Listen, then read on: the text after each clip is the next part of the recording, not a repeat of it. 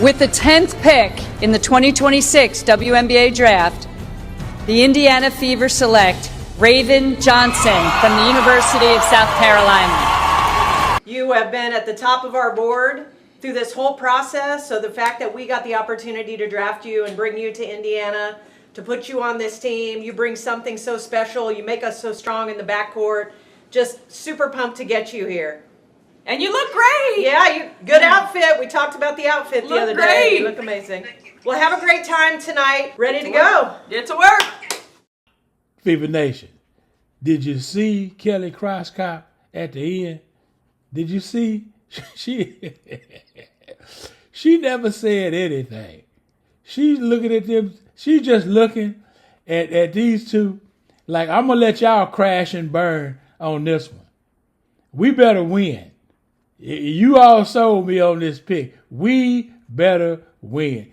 Did you watch how Stephanie, if y'all rewind it, watch how Stephanie looks at her at the very end when they finna get off the phone. Like, you ain't gonna say nothing?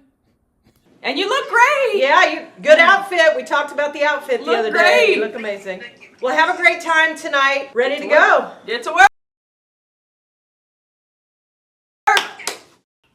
Fever Nation, do you think that they are going out of their way to sell Raven Johnson to the fans? Why do they keep showing her in practice and talking about her in practice? They even got Stephanie White talking about how excited she is. And did you show this much excitement, Stephanie White, to your second round pick? Did you show her this much excitement?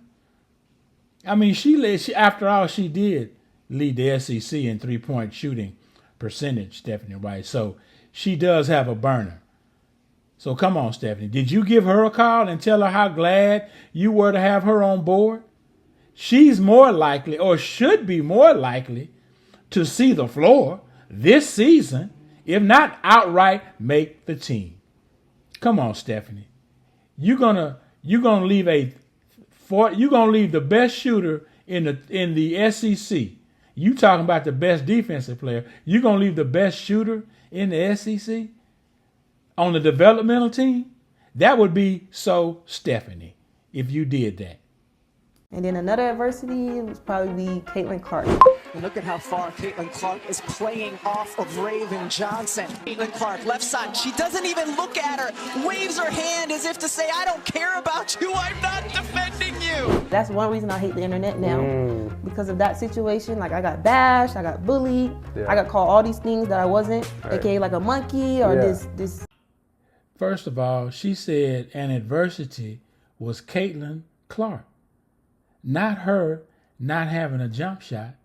It was Caitlin Clark and the hand wave off. Are you serious? Raven, that was your adversity? And she said she almost left the game because of Caitlin Clark. Where is the accountability in you not having a jump shot? You are a D1 level basketball player in the Final Four, and you get to that stage and you don't bring your jump shot? And nobody called you a monkey. There is no evidence anywhere that I have seen, allegedly, that someone called you a monkey. Stop it, Raven. Stop it. You were the cause of that situation. You're deflecting your shortcoming upon Caitlin Clark and people you say said bad things to you. Come on. If you're going to be a pro, be a pro. I don't know, like it was just things like that.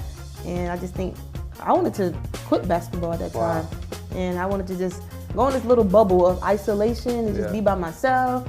And I think, I leaned on God. I had some wonderful teammates, wonderful people in my life, like I said, and they helped me find that light, and it put so much fuel to the fire to me to go back the next year, and we were undefeated and met that team again, and we beat them. So I think it was all God's will. Fever Nation, 2 days prior to the WNBA draft, the Indiana Fever would sign Tyasha Harris, a South Carolina graduate in the class of 2020. Why do you think they signed Tyasha Harris?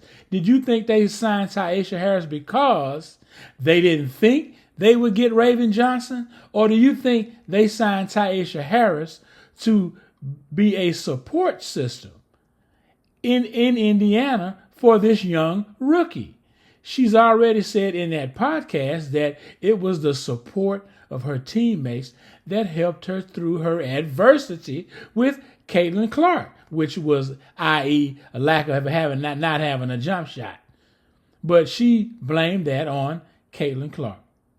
So, with her rookie season on the horizon, do you think the front office navigated this signing and this pick so that you already have Boston there, another Gamecock, and then you sign a Gamecock?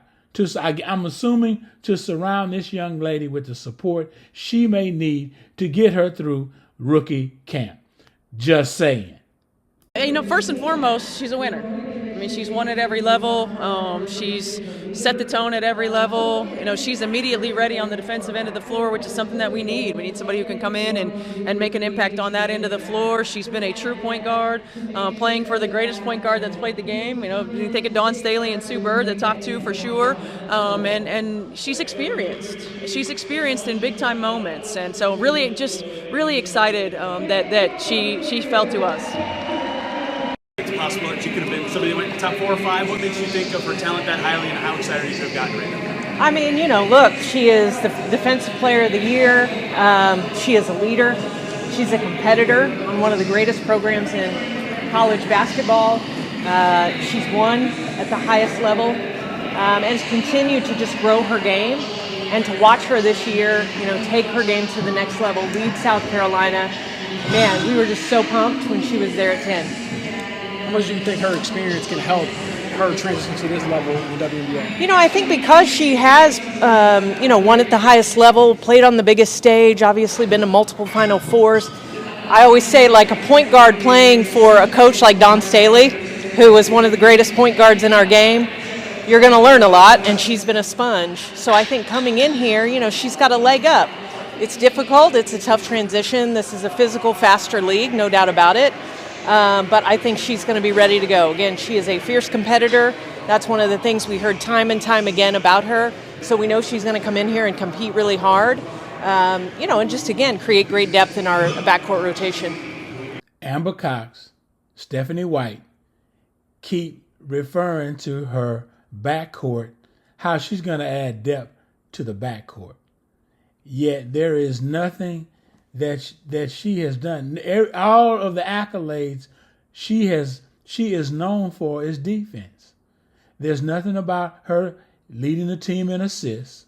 There's nothing about her, diamond players going backdoor. So why would you force this young lady into the point guard role in the WNBA, her rookie season, when you already have one of the greatest, possibly may go down as one of the greatest point guards in the WNBA? Why would you do this? Herb Simon, man, where are you, bro? Where you at? Herb Simon is the owner of the Indiana Fever, and we have yet to hear from old Herb. Herb, you got to come out the woodworks, man. You got to get out there your recluseness and say something.